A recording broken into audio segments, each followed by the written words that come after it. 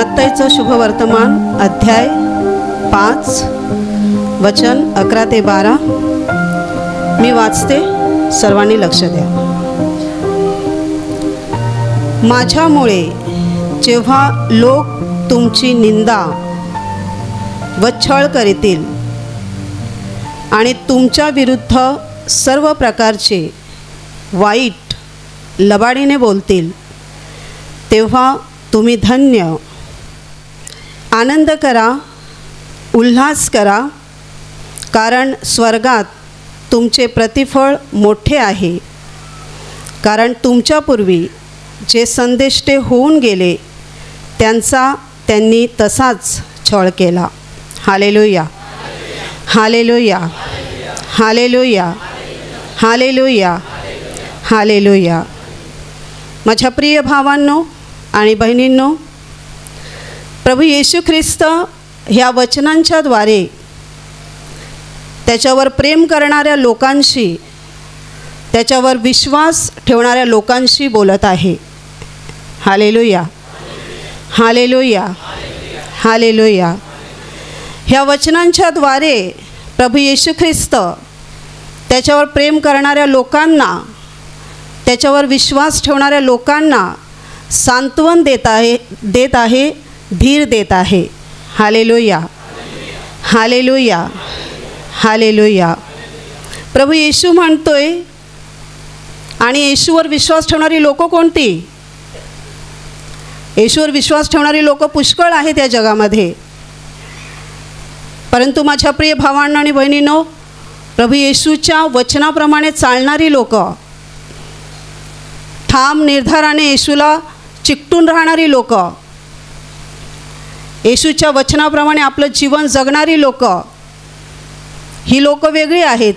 आणि अशी पण लोक आहेत जे येशूवर विश्वास ठेवतात, पण ते फक्त आपलं काम होईपर्यंत, काम निघून गेलं, आपलं काम झालं, मग आपल्याला प्रार्थनेला जायची गरज नाही, येशूकडे जायची गरज नाही। अशी पण लोक या जगामध्ये आहेत आणि ती बहुसंख्य लोक आहेत। आणि प्रभू येशू ह्या वचनांद्वारे कोणाला सांत्वन देतोय आणि कोणाला धीर देतोय? जे त्याच्यावर पूर्ण हृदयातून विश्वास ठेवतात आणि ज्यांनी त्याला आपल्या जीवनाचा प्रभू आणि आपल्या जीवनाचा मुक्तिदाता म्हणून, सर्वकाळचा आपला प्रभू तारणारा म्हणून ज्याने निवडलेला आहे आणि ज्याच्या मार्गावर चालणं हेच आपलं जीवन आहे असं ज्याने ठरवलेलं आहे, ती लोक येशूची लोक आहेत। माझ्या प्रिय भावांनो आणि बहिणींनो, आणि त्या लोकांशी बोलताना येशू या वचनांद्वारे सांगत आहे। येशू काय सांगतोय? येशू म्हणतोय, माझ्यामुळे जेव्हा लोक तुमची निंदा व छळ करीतील आणि तुमच्या विरुद्ध सर्व प्रकारचं वाईट लबाडीने बोलतील, लबाडीने म्हणजे खोटेपणाने, जे खरं नाही आहे पण खोटं नाटक काहीतरी सांगणार, लबाडीने बोलतील, तेव्हा तुम्ही धन्य। हालेलुया, हालेलुया, हालेलुया, हालेलुया। प्रभू येशू इथे म्हणत आहे की तेव्हा तुम्ही धन्य। कधी धन्य? धन्य म्हणजे काय? धन्य म्हणजे आशीर्वादित लोक आहात तुम्ही, देवाचे प्रिय लोक आहात। जेव्हा तुमच्या नावाची निंदा होते, जेव्हा तुम्हाला सुद्धा प्रभू येशूवर विश्वास ठेवल्यामुळे निंदा सहन करावी लागते, छळातून जावं लागतं, अपमान होतो, नको ते ऐकावं लागतं, तेव्हा प्रभू येशू म्हणतो, तेव्हा तुम्ही धन्य आहात, तेव्हा तुम्ही आशीर्वादित आहात। Hallelujah, hallelujah, hallelujah, hallelujah, hallelujah. आणि आपला प्रभू पुढे म्हणतोय की जेव्हा तुमच्याबरोबर असं होत असेल आणि ह्या गोष्टींचा अनुभव जर तुम्हाला येतोय, तुमच्या जीवनात जर ह्या गोष्टींचा अनुभव तुम्ही घेत आहात, तर प्रभू म्हणतो, निराश होऊ नका, दुःखी होऊ नका, असं समजू नका काय झालं, मी असं काय पाप केलं, असं काय वाईट केलं म्हणून माझ्याबरोबर असं घडतंय, असं समजू नका। येशू म्हणतो, आनंद करा, उल्हास करा, कारण स्वर्गात तुमचे प्रतिफळ मोठे आहे। हालेलुया, हालेलुया, हालेलुया, हालेलुया, हालेलुया. माझ्या प्रिय भावांनो आणि बहिणींनो, जेव्हा लोक नव्याने येशूकडे येतात, ज्यांना आता नुकतीच प्रभूची ओळख झालेली असते, आणि जेव्हा त्यांना या गोष्टींचा अनुभव येतो, तेव्हा त्यांच्यासमोर एक प्रश्न उभा राहतो की असं का होतं? प्रभू येशू ख्रिस्त तर सगळ्यांचं चांगलं करतो, तो लोकांना बरं करतो, लोकांचे आजार काढून टाकतो, लोकांचे अश्रू पुसतो. जे अशुद्धात्म्याच्या बंधनामध्ये असतात वर्षानुवर्षे त्यांना प्रभू मुक्त करतो. ज्यांना बाळाची देणगी नसते, जे वर्षानुवर्षे लग्न झालेले 10 वर्षे 20 वर्षे, त्यांना प्रभू आशीर्वाद देतो, बाळाची देणगी देतो. ज्यांना नोकरी नाही त्यांना प्रभू नोकऱ्या देतो. जे कर्जाच्या ओझ्याखाली दबून गेलेले आहेत त्यांना प्रभू कर्जातून मुक्त करतो. प्रभू सगळं चांगलं करतो. आणि मग त्या लोकांसमोर असा प्रश्न उभा राहतो की आम्ही अशा प्रभूकडे येतो जो प्रभू सगळं काही बरं करतो, सगळं काही चांगलं करतो. मग त्या प्रभूकडे आल्यानंतर आम्हाला ह्या सगळ्या गोष्टींचा अनुभव काय येतो? जगामध्ये अजून पण भरपूर असे मार्ग आहेत, ज्या मार्गाने गेल्यानंतर लोकांना शांती मिळते, आनंद मिळतो, त्यांच्या समस्यातून त्यांना मुक्ती मिळते. पण हे जगातले मार्ग क्षणाचे आहेत. क्षणाचं सुख, क्षणाची शांती, क्षणाचा आनंद, क्षणाची समस्यातून मुक्ती हे जग पण देते. आणि मग ह्या मार्गाने जी लोक जातात त्यांना कोणी अडवत नाही, त्यांना कोणी काही बोलत नाही. येशूकडे आल्यावरच का आम्हाला त्रास होतो? आम्हाला का निंदा सहन करावी लागते? आमच्या घरातून गावातून आम्हाला का विरोध होतो? हालेलुया, हालेलुया, हालेलुया, हालेलुया. जी लोक येशूमध्ये वर्षानुवर्षे चालत आहेत, जे मुळावलेले आहेत प्रभूच्या वचनामध्ये, त्याच्या विश्वासामध्ये, त्यांना हे सत्य माहीत आहे, पण नव्याने आलेल्या लोकांना माहीत नाही. माझ्या प्रिय भावांनो आणि बहिणींनो, ह्यामागे काय कारण आहे की आम्ही जीवनदात्या प्रभूला जेव्हा स्वीकारतो, अनुसरायला लागतो, तेव्हा आम्हाला का छळलं जातं, का आमचा अपमान होतो, का आम्हाला बरं वाईट बोललं जातं? माझ्या प्रिय भावांनो आणि बहिणींनो, ह्याच्यामागे मुख्य कारण आणि सगळ्यात महत्त्वाचं कारण हे आहे की प्रभू येशू ख्रिस्त जेव्हा त्याच्याकडे लोक येतात आणि त्याच्यावर विश्वास ठेवतात, तेव्हा प्रभू येशू त्यांना एक महत्त्वाची गोष्ट देतो. एक महत्त्वाची गोष्ट. ती गोष्ट ह्या जगातला कोणताही माणूस, अगदी मोठा श्रीमंत अब्जावधी माणूससुद्धा दुसऱ्या माणसाला देऊ शकत नाही. तुमचे प्रिय लोक, तुमच्यावर जीवापाड, स्वतःच्या प्राणापेक्षा प्रेम करणारी लोक पण तुम्हाला ती गोष्ट देऊ शकत नाहीत. अशी गोष्ट प्रभू येशू ख्रिस्त आपल्याला देतो. आणि ती गोष्ट कोणती? ती गोष्ट आहे पापक्षमा. हालेलुया, हालेलुया, हालेलुया, हालेलुया. प्रभू येशू ख्रिस्त आम्हाला पापक्षमा देतो. प्रभू येशू ख्रिस्त आम्हाला आमच्या पापांची क्षमा देतो. कारण माझ्या प्रिय भावांनो आणि बहिणो, तुम्ही जी लोक बायबल वाचता आणि काही वर्षापासून प्रार्थनेला येता, तुम्हाला सत्य उलगडलेलं आहे की आपल्या जीवनामध्ये साडेसाती, पणवती, आजार आणि सर्व दुःख येण्याचं कारण काय आहे? माणसाचं जीवन आज जे दरिद्री बनलेलं आहे, माणसाचं जीवन ज्या श्रापित बनलेलं आहे, आज माणसाला हवं ते आज मिळत नाही, त्याच्या छोट्या छोट्या गरजासुद्धा भागवल्या जात नाहीत. हे सगळं माणसाचं जीवन असं का झालेलं आहे? जगामध्ये अनेक कारणं दिली जातात, पण देवाच्या वचनात कारण असं दिलेलं आहे की माणूस पाप करतो आणि त्या पापामुळे माणूस त्याच्या निर्माणकर्त्यापासून विभक्त झाला, त्याच्यापासून दूर गेला आणि तो पूर्णपणे सैतानाच्या हातात गेला. आणि सैतानाचा अधिकार माणसाच्या जीवनावर आला. आणि मग सैतान माणसाला अनेक प्रकारे छळू लागला, अनेक दुःख त्याच्या जीवनामध्ये तो आणायला लागला. माझ्या प्रिय भावांनो आणि बहिणींनो, ह्या पापांमुळे माणसाच्या जीवनामध्ये सगळे श्राप आले. पापांमुळे माणूस आपल्या निर्माणकर्त्यापासून तुटला. पापांमुळे माणसाचं जीवन शापित झालं.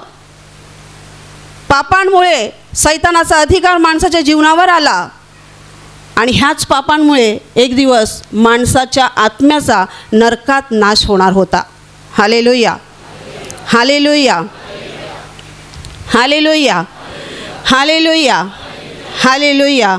माझ्या प्रिय भावांनो आणि बहिणींनो, आणि ह्या पापांचीच क्षमा मिळवून देण्यासाठी प्रभू येशू ख्रिस्त 2000 वर्षांपूर्वी ह्या जगामध्ये येऊन गेला. त्याने माणसाला पापक्षमा मिळवून दिली. माझ्या प्रिय भावांनो आणि बहिणींनो, त्याने पापक्षमा कशी मिळवून दिली? त्याने स्वतःचं बलिदान केलं क्रूसावर. त्याने स्वतःला दिलं, स्वतःचं रक्त सांडलं आणि स्वतःचं रक्त ओतून त्याने माणसाला पापांची क्षमा मिळवून दिली. माझ्या प्रिय भावांनो आणि बहिणींनो, जेव्हा आम्ही येशूकडे येतो तेव्हा प्रभू येशू ख्रिस्त आम्हाला पहिली गोष्ट देतो ती म्हणजे आम्हाला तो पापक्षमा देतो. ही एक पापक्षमा माणसाला मिळाली की मग पहिली गोष्ट त्याच्या जीवनात घडते ती म्हणजे त्या दुष्ट सैतानाचा अधिकार त्याच्या जीवनातून पूर्णपणे नष्ट केला जातो. Hallelujah, hallelujah, hallelujah. सैतानाचा अधिकार त्याच्या जीवनातून निघून जातो.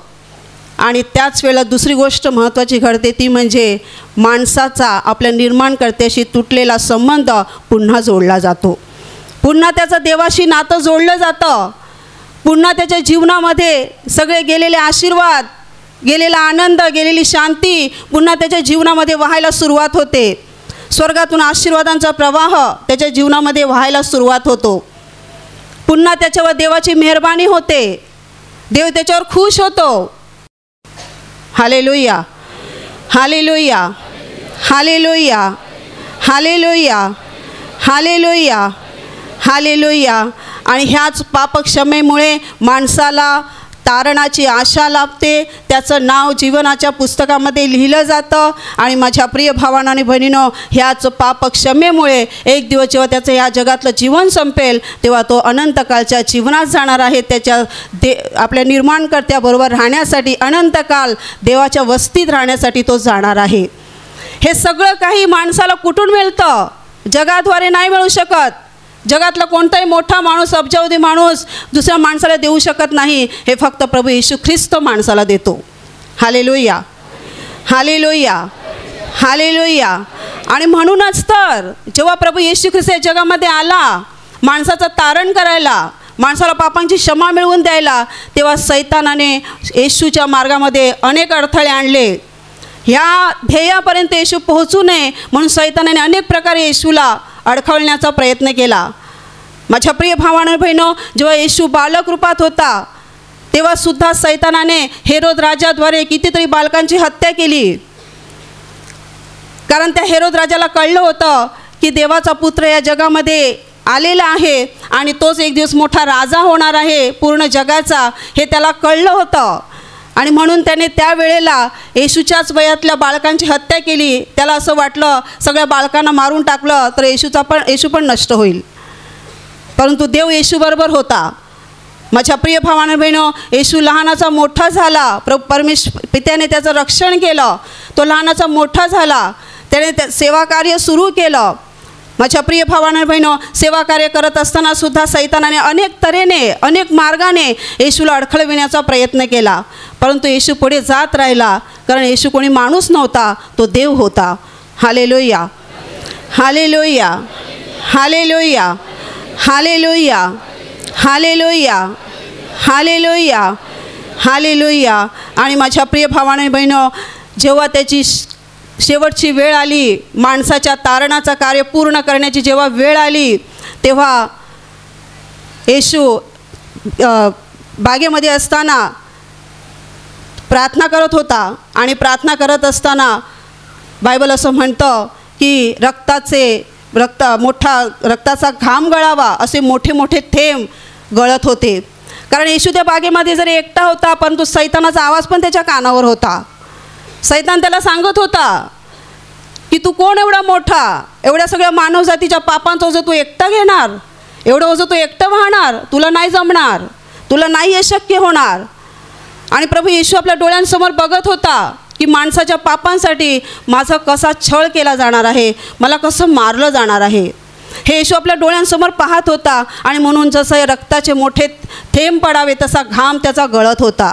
Hallelujah, hallelujah, hallelujah, hallelujah, hallelujah, हालेलुया. सैतानाने त्याला अडवलं आणि एकदा जेव्हा येशू शेवटचं भोजन घेत होता तेव्हा सुद्धा येशूने आपल्या शिष्यांना सांगितलं. येशूने 3 वेळा आपल्या मरणाचं भविष्य केलं होतं आपल्या शिष्यांसमोर. शेवटचं भविष्य करताना येशू म्हणाला, मला धरलं जाणार आहे, मला मारलं जाणार आहे, पण मी मेलेल्या अवस्थेत राहणार नाही, मी 3ऱ्या दिवशी पुन्हा जिवंत होणार आहे. हालेलुया. हालेलुया. मी 3ऱ्या दिवशी पुन्हा जिवंत होणार आहे. आणि जेव्हा येशूच्या मुखातून हे शब्द निघाले तेव्हा त्याचा प्रमुख शिष्य पेत्र येशूला म्हणाला, प्रभूजी आपणावर दया असो, आपल्याला असे होणारच नाही. आपल्यावर दया असो, असे आपल्याला होणारच नाही. येशू, बायबल म्हणतं, येशू पेत्राकडे वळून म्हणाला, अरे सैताना, माझ्यापुढून निघून जा, तू मला अडखळण आहेस. देवाच्या गोष्टींकडे तुझं लक्ष नाही, तुझं लक्ष माणसांच्या गोष्टींकडे आहे. तो पेत्र होता, पण पेत्राच्या मुखातून सैतान बोलत होता. कारण सैतानाला येशूला निराश करायचं होतं, उदास करायचं होतं, हताश करायचं होतं. म्हणून पेत्राच्या मुखातून सैतान बोलला की हे आपल्यावर येणार नाही, तुला असं होणारच नाही. पण येशूने त्या सैतानाला घालवून दिलं. हालेलुया. हालेलुया. हालेलुया. क्रूसावर असताना सुद्धा येशू जेव्हा क्रूसावर होता, खाली शास्त्री, परुषी लोक, याजक लोक उभी होती आणि यहुदी लोक उभी होती. सगळी त्याची निंदा करत होते, त्याच्यावर हसत होते, त्याची चेष्टा करत होते. मोठा तू देवाचा पुत्र स्वतःला समजतोस ना, मग आता खाली उतर आणि दाखव आम्हाला की तू देवाचा पुत्र आहेस. परंतु माझ्या प्रिय भावांनो आणि बहिणींनो, येशू खाली आला नाही. येशू खाली आला नाही म्हणजे येशू येऊ शकला नसता असं नाही. येशू येऊ शकला असता, परंतु तारण कार्य पूर्ण करायचं होतं त्या क्रूसावरच. त्या क्रूसावरच त्याला आपला प्राण द्यायचा होता. आणि त्यावर प्राण दिल्यानंतरच माणसाचा पापांची क्षमा किंवा ते तारण कार्य पूर्ण होणार होतं. येशूकडे पूर्ण सामर्थ्य होतं, येशू पूर्ण सामर्थ्याने भरलेला होता. म्हणून तर बायबलमध्ये घटना आहे, जेव्हा येशूला पकडायला आलेली लोकं होती, सिपाई लोक, त्यामध्ये एक मल्ख नावाचा माणूस होता. जेव्हा हे संकट आलं तेव्हा पेत्र पण घाबरला. त्या भीतीपोटी त्याने तलवार चालवली आणि त्या मल्ख नावाच्या कानावर लावली. तलवार त्याच्या कानावर चालवली आणि त्याचा कान कापून टाकला. आणि येशूने तो कान उचलला आणि त्या मल्ख नावाच्या जिथे कान कापून टाकला होता त्या भागाला त्याने लावला येशूने कान. आणि बायबल म्हणतो तो कान जसा पूर्ववत होता तसा त्याचा तो कान झाला. हालेलुया. हालेलुया. हालेलुया. आणि येशू म्हणाला, जेव्हा सिपाई पकडायला आले तेव्हा ते विचारत होते की येशू कोण आहे, येशू कुठे आहे, येशू कोण आहे. तेव्हा येशू म्हणाला मीच आहे. जेव्हा येशू म्हणाला मीच आहे तेव्हा जे पकडायला आले होते ते पण सगळे खाली पडले. तेव्हा सुद्धा येशू सामर्थ्याने परिपूर्ण होता. मग जेव्हा त्याला सांगितलं की तू क्रूसावरून खाली ये, तेव्हा तो आला नसता, तो आला असता. पण माझ्या प्रिय भावांनो आणि बहिणींनो, तो आला नाही, कारण त्याला आपल्याला स्वर्गात घेऊन जायचं होतं.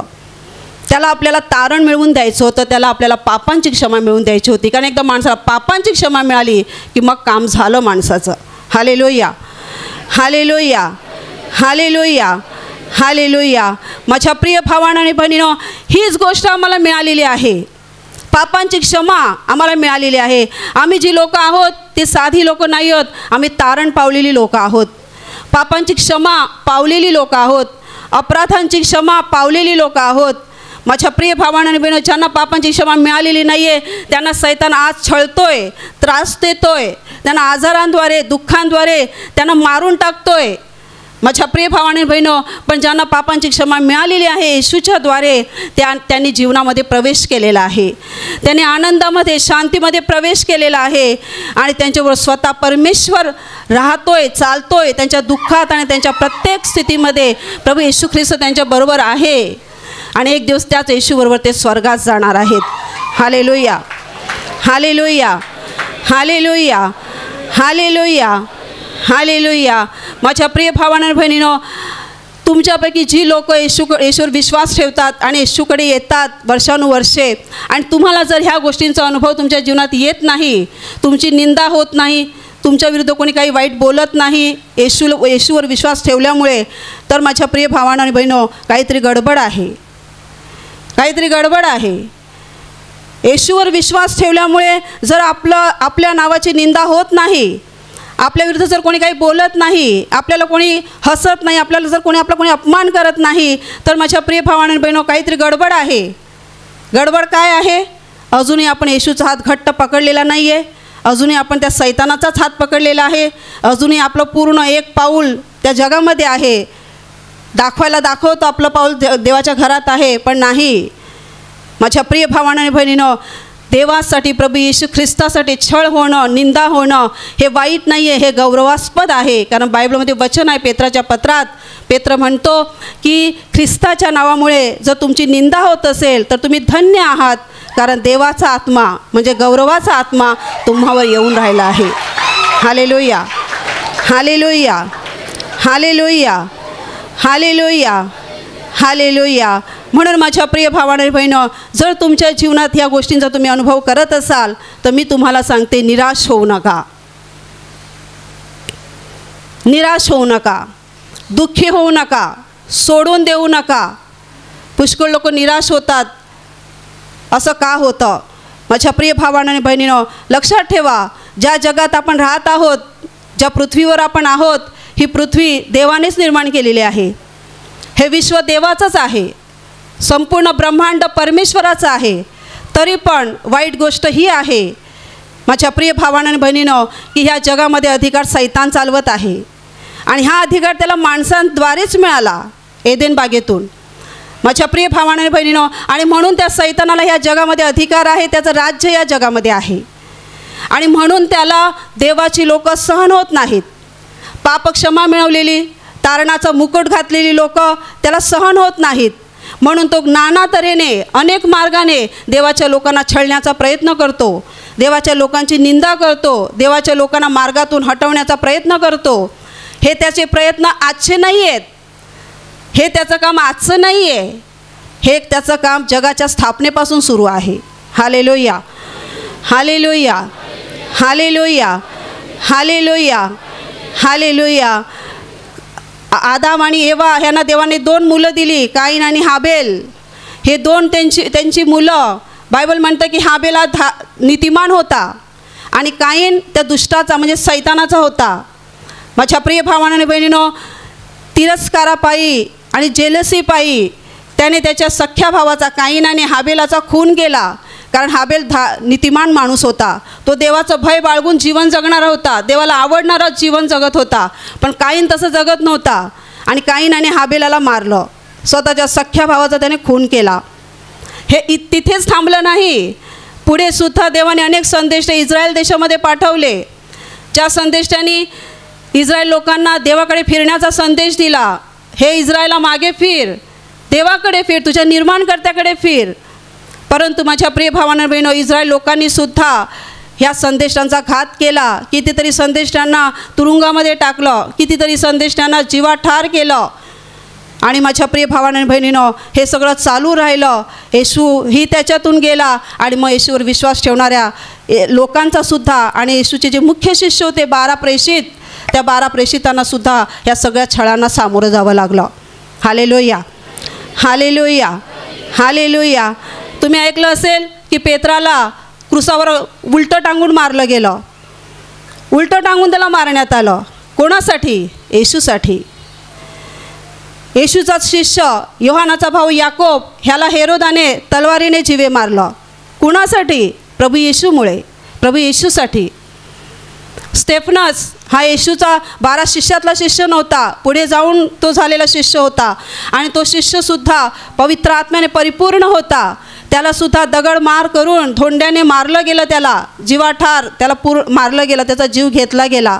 कुणासाठी? प्रभू येशू ख्रिस्तासाठी.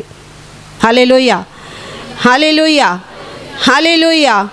पौलाची पत्र वाचा. पौलाच्या काही पत्रामध्ये त्याने सगळं वर्णन केलेलं आहे. त्याने काय काय छळ सहन केला, किती उपास मार, भूक मार, सगळं त्याने कसं सहन केलं प्रभूसाठी, हे सगळं त्याने त्याच्या पत्रामध्ये लिहिलेलं आहे.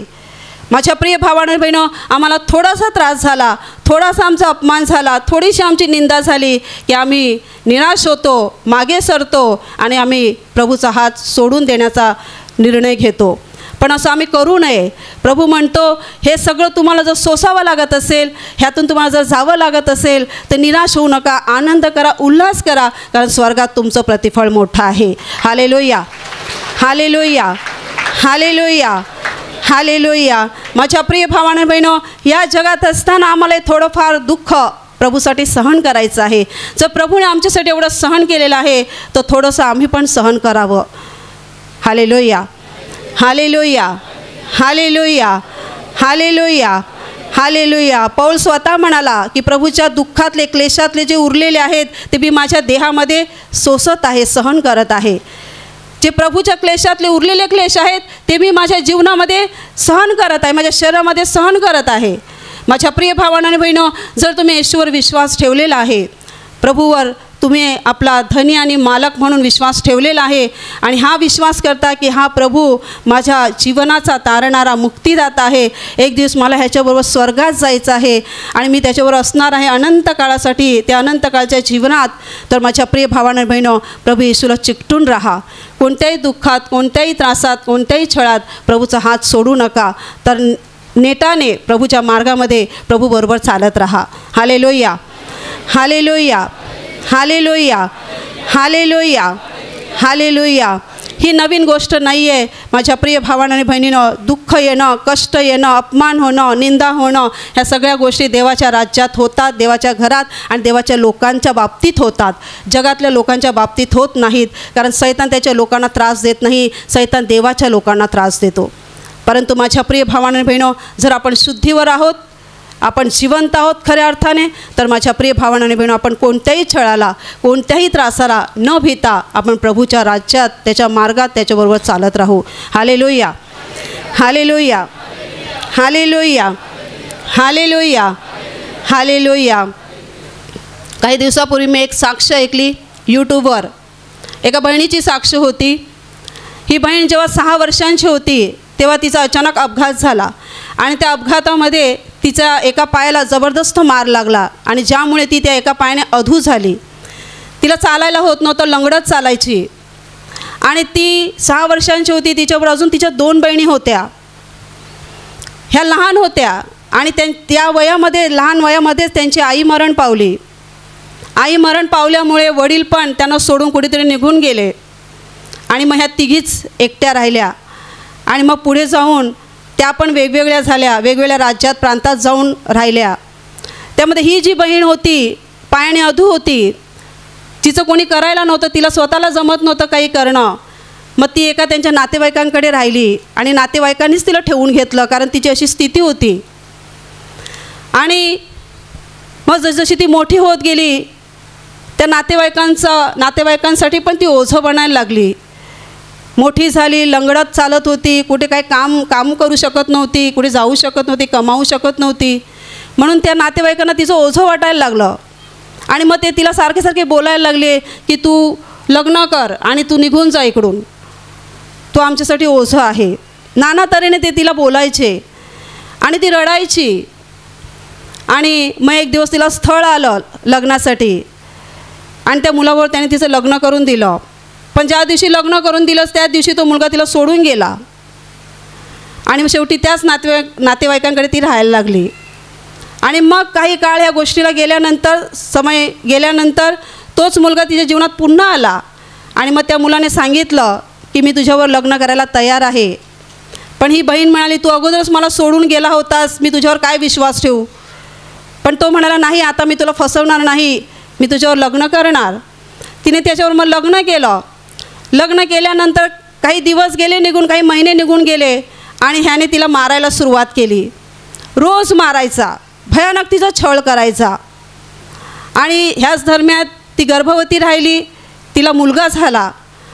आणि ती बहीण म्हणते की एवढा तो तिला त्रास द्यायचा, एवढा छळायचा की जर पावसाचे दिवस असतील तर भर पावसामध्ये तो तिला आपल्या मुलाबरोबर बाहेर, घराच्या बाहेर काढायचा, सासू देखील बाहेर काढायचा.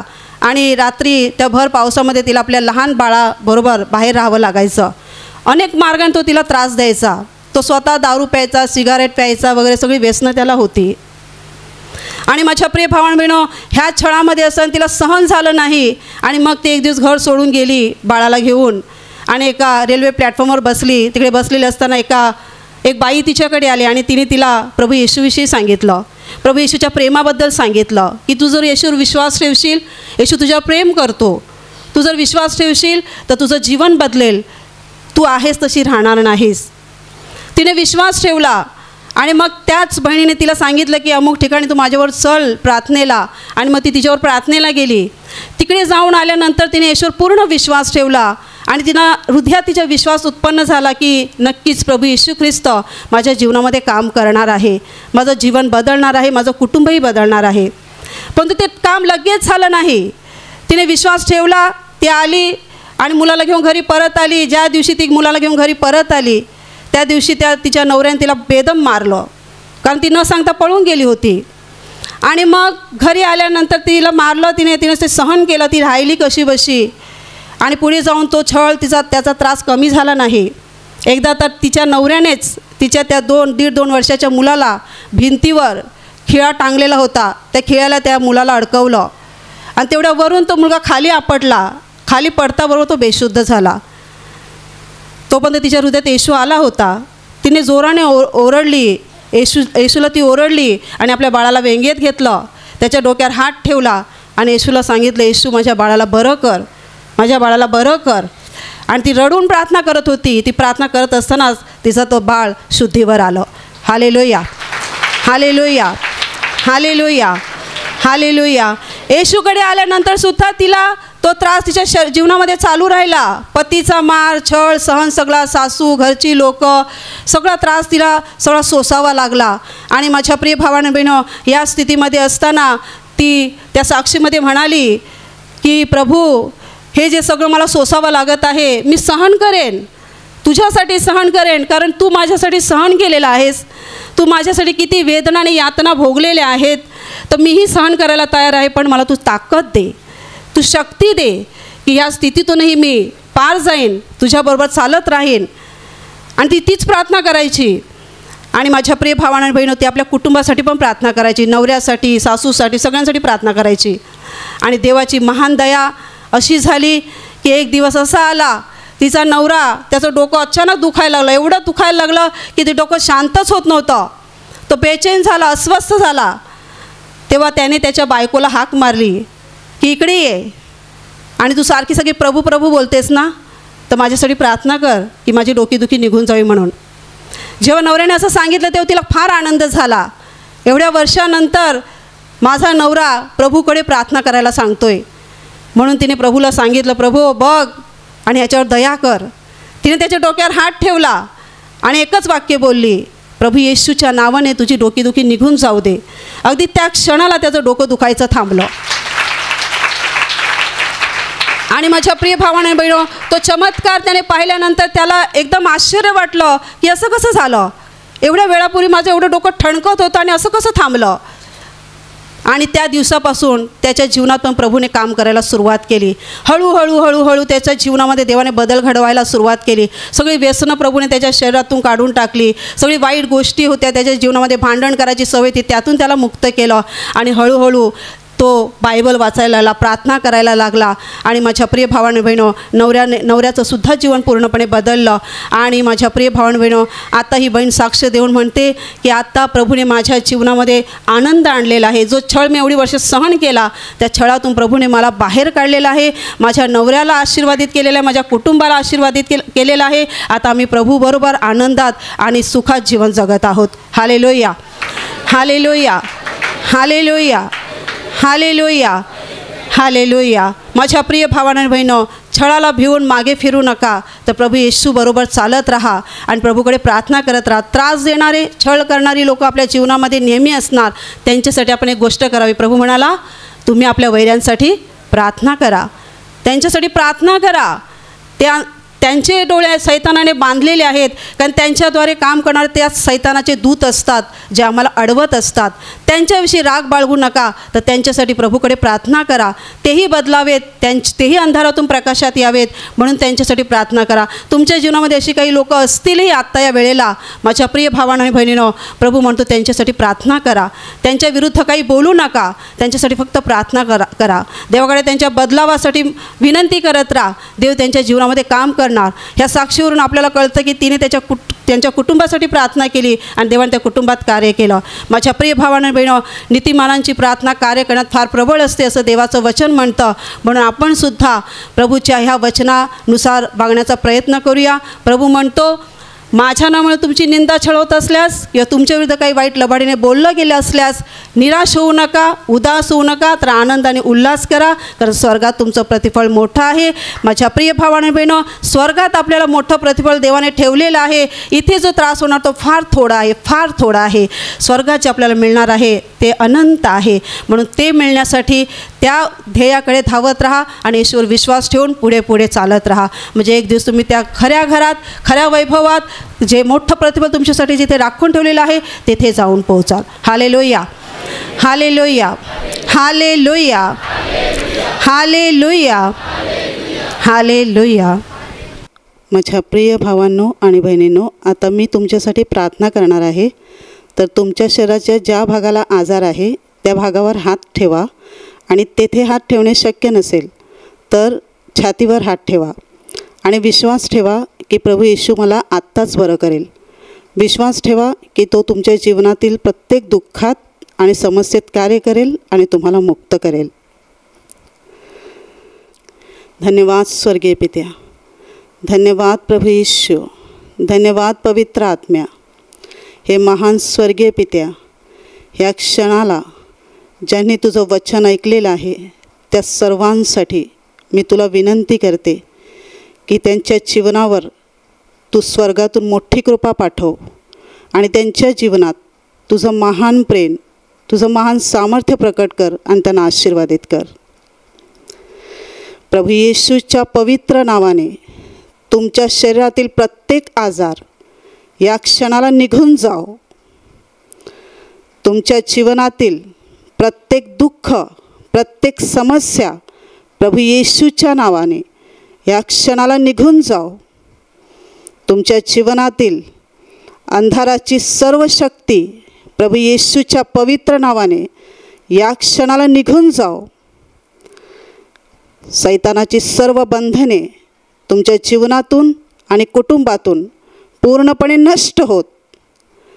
सर्व अशुद्ध आत्म्यांनो, प्रभू येशूच्या पवित्र नावाने मी तुम्हाला आज्ञा देते, या क्षणाला ह्यांना सोडून निघून जा आणि पुन्हा त्यांच्यामध्ये शिरू नका.